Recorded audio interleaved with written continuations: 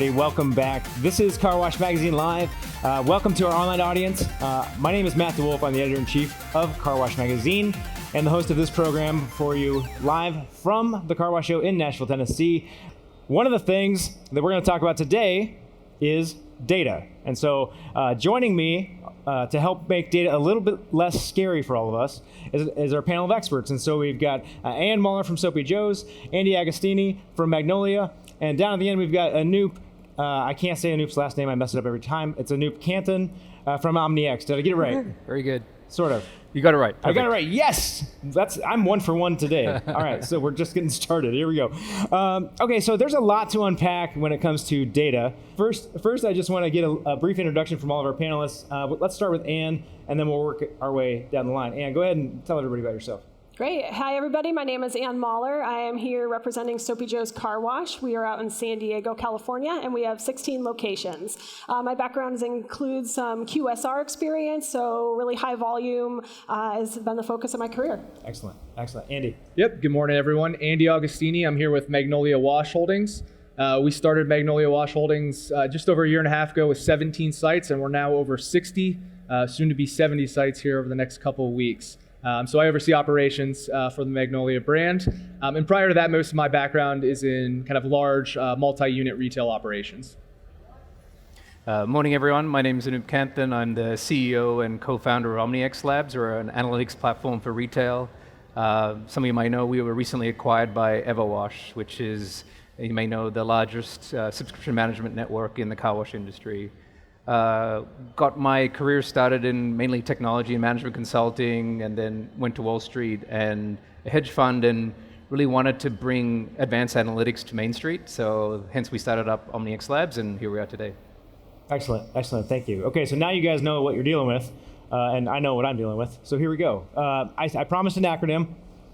I made this one up, so it's probably not very good, but you can pronounce it any way you want to. I think it's icky or it's ICE. So it's 5 letters, a 5-letter acronym, so maybe this doesn't work, but I got to read them off so I get them right.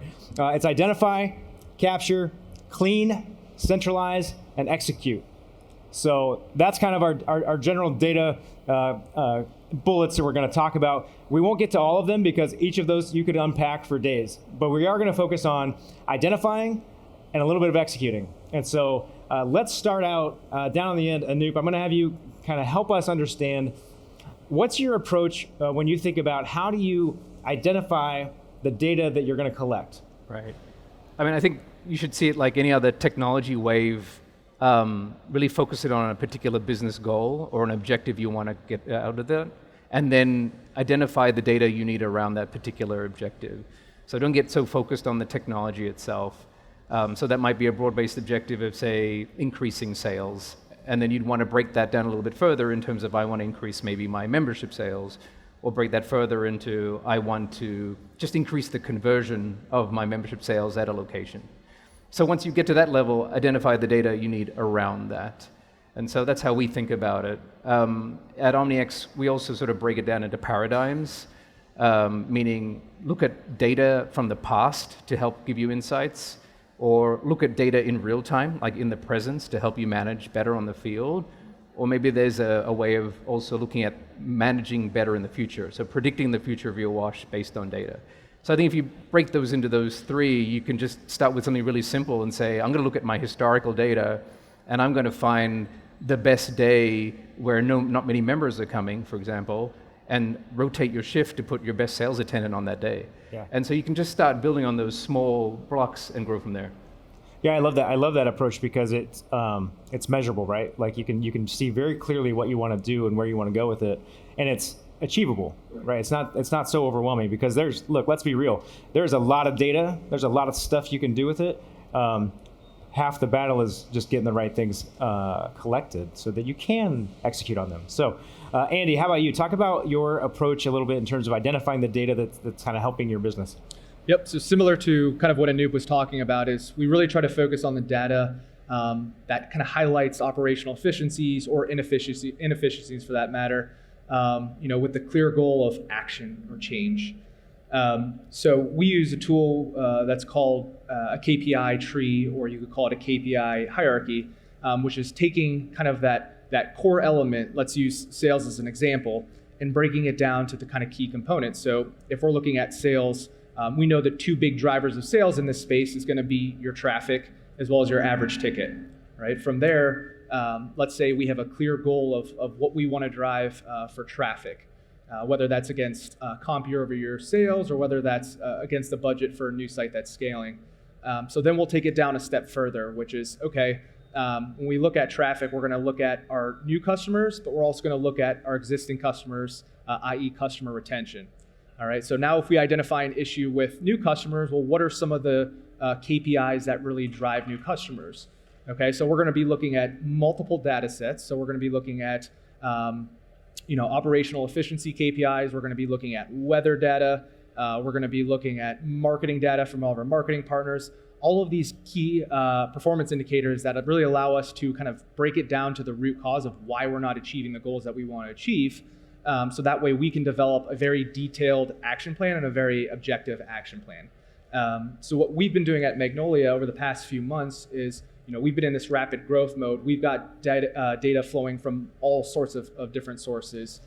We have 3 different POS platforms, so that has been a challenge. Yep. So we've been working with a third-party organization to basically build out a data warehouse that allows all of this great data to kind of flow into one central repository. So we're getting POS data, we're getting live feed into weather data from weather.com. We have employee census data and labor data coming from our PEO platform.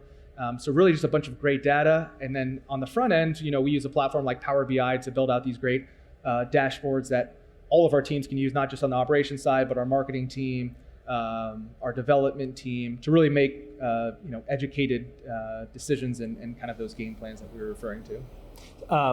Before we go to Ann, I want to ask a little follow up here. So as you come, not being in this industry initially, right? So you had some experience with data in a different life.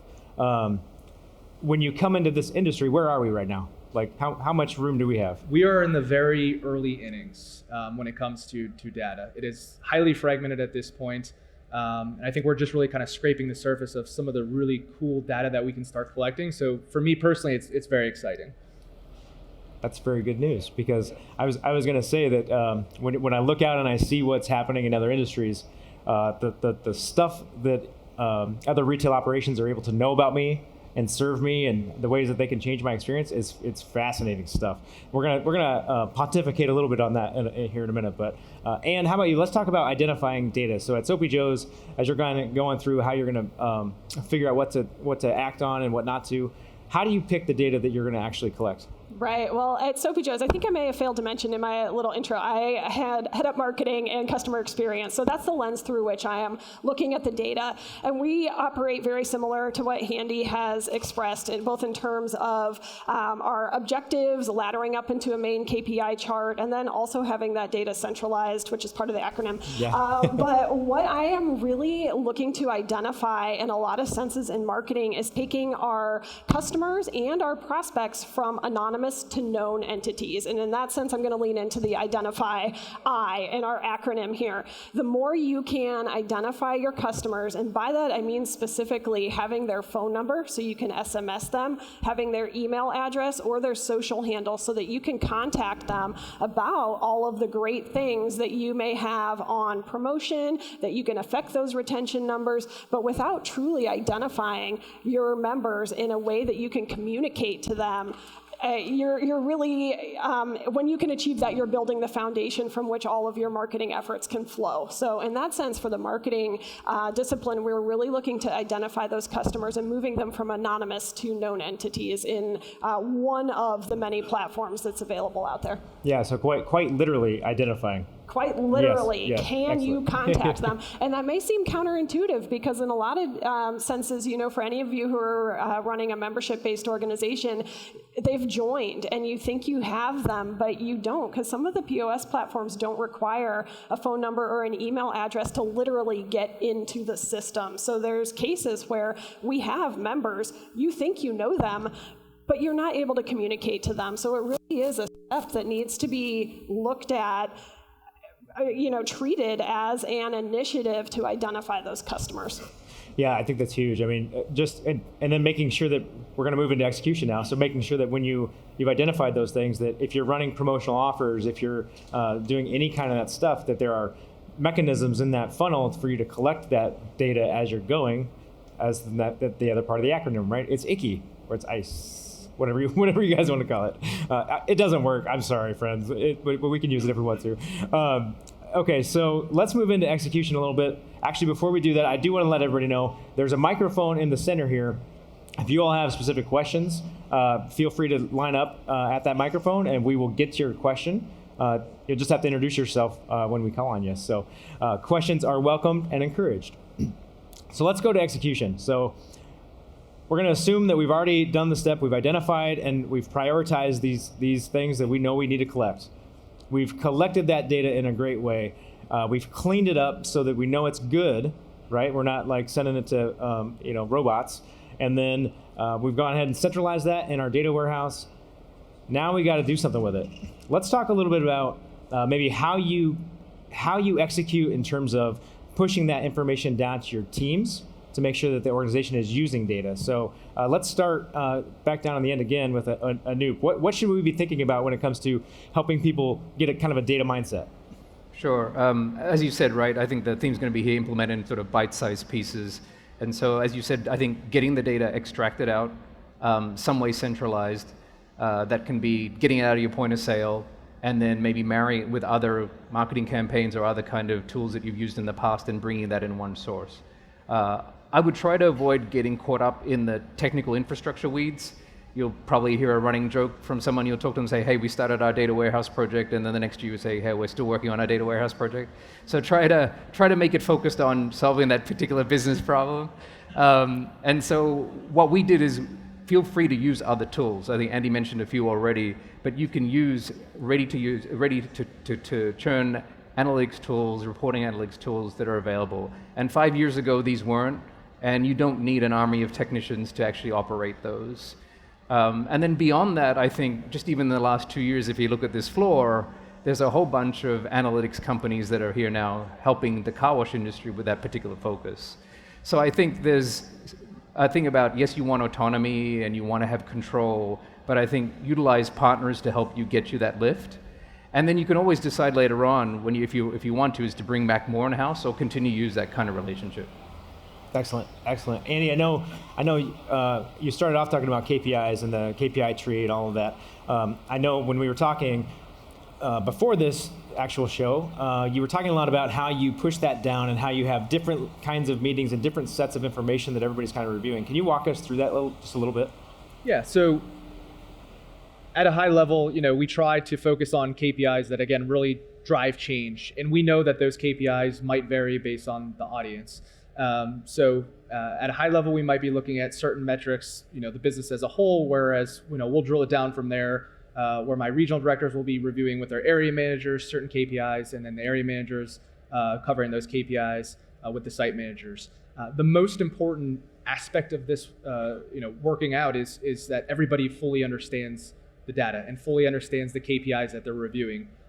You've heard the term, analysis paralysis, which is just simply reviewing data, but not actually, doing anything with that data.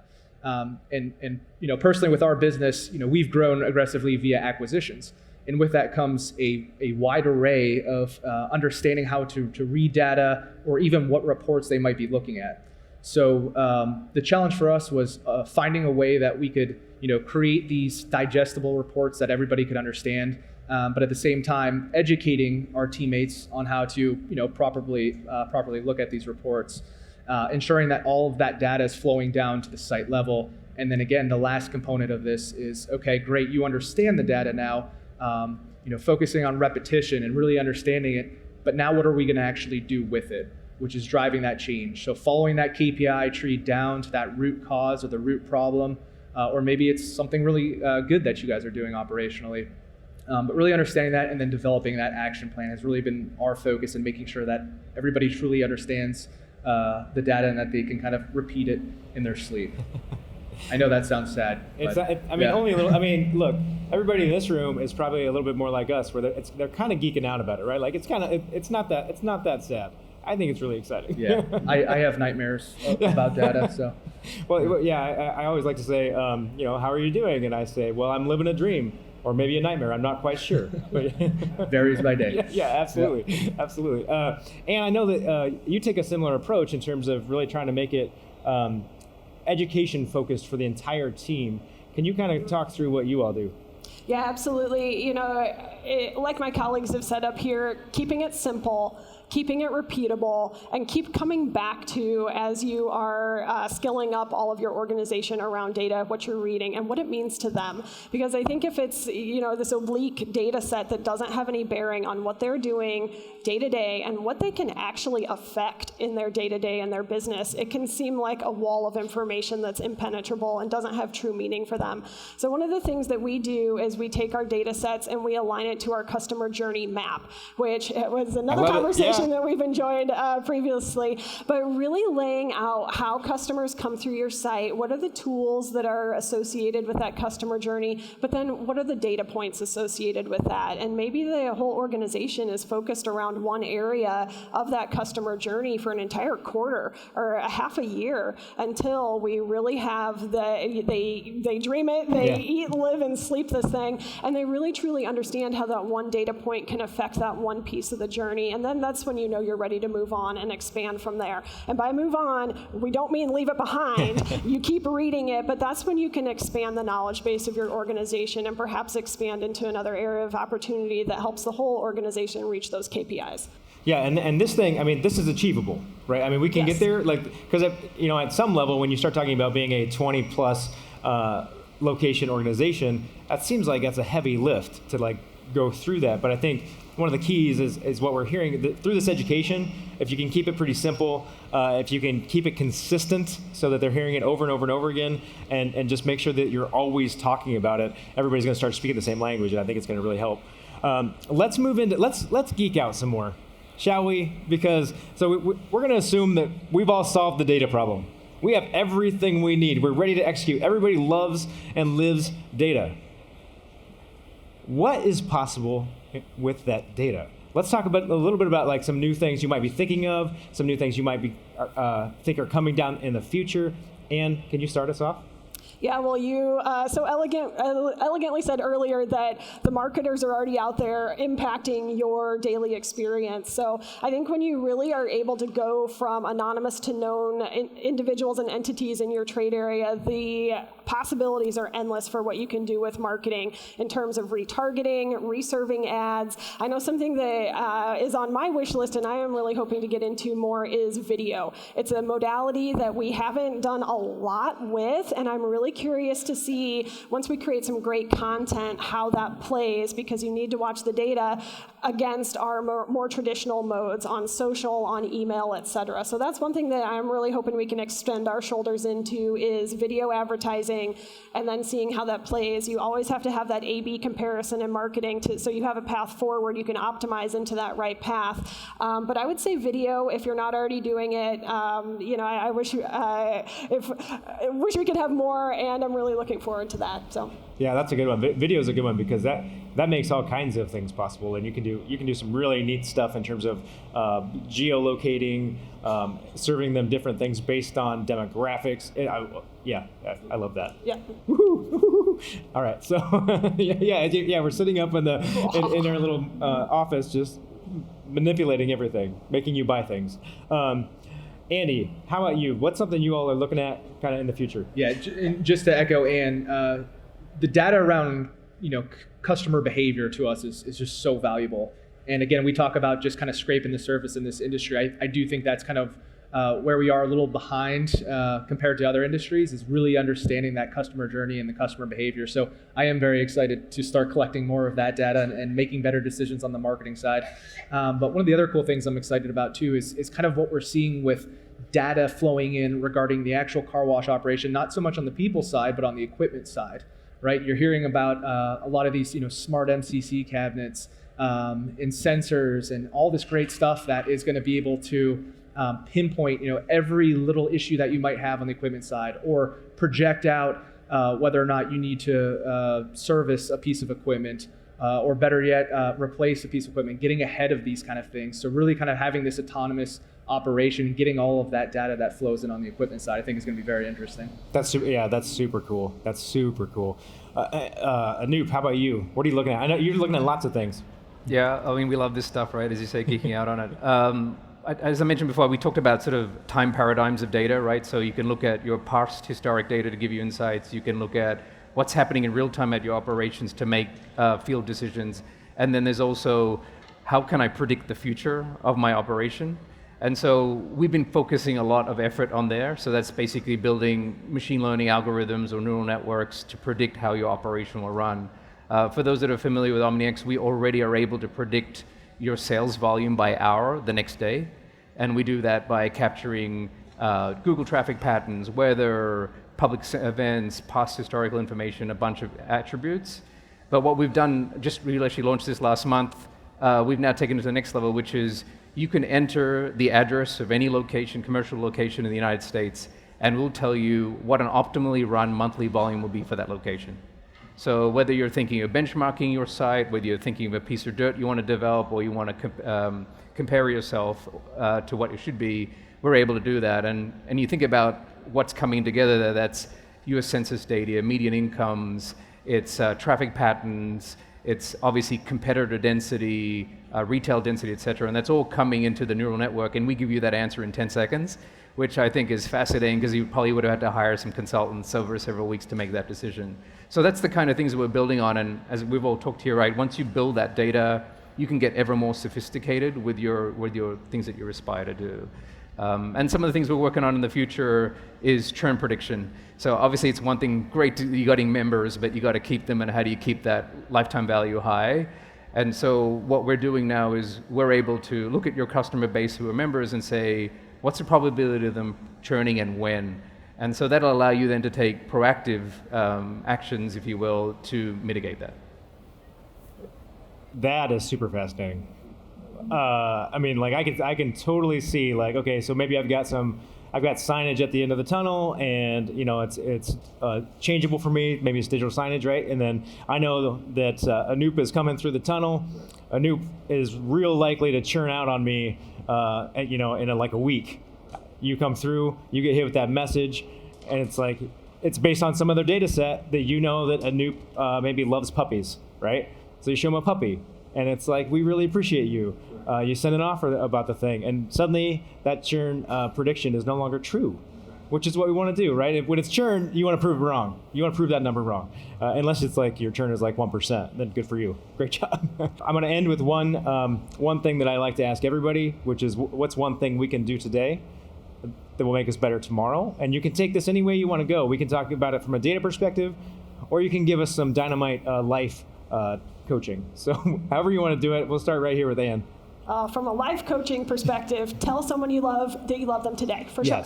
Can't go wrong with that. From a data perspective, one thing that you can do today is take any list of the customers that you have, export it from whatever system you're in, literally an Excel spreadsheet, and go to your Facebook business profile, load that in there, and create a lookalike audience. It is a way for you to extend the data you have today, come up into the predictive world of who your potential customers would be. From there, you serve them your ads. And in that way, you are most likely to attract your new customers because they already look like the customers that you have today. And Facebook does that on the back end for you with all their algorithms. So that's one thing that you could get started doing today. Yeah, that's a great one. That's super tangible.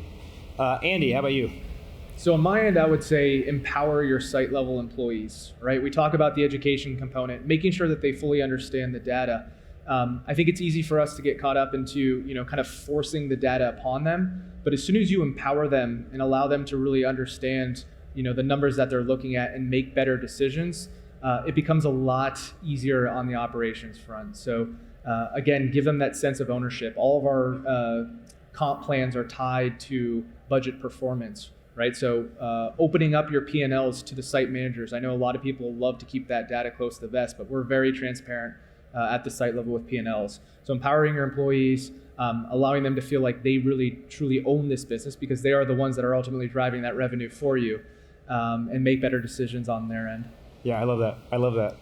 Anoop, how about you? Well, I think Anne just stole my idea. See, that happens. I'm sorry. Sometimes the last person. I'll try and it's a problem, right? I got to pick up a backup plan. But I think I'll try to build on what Anne and Andy are saying actually. So yeah, get that data out of that point of sale, start analyzing it, pick up some use cases, and in your case, I think that's great.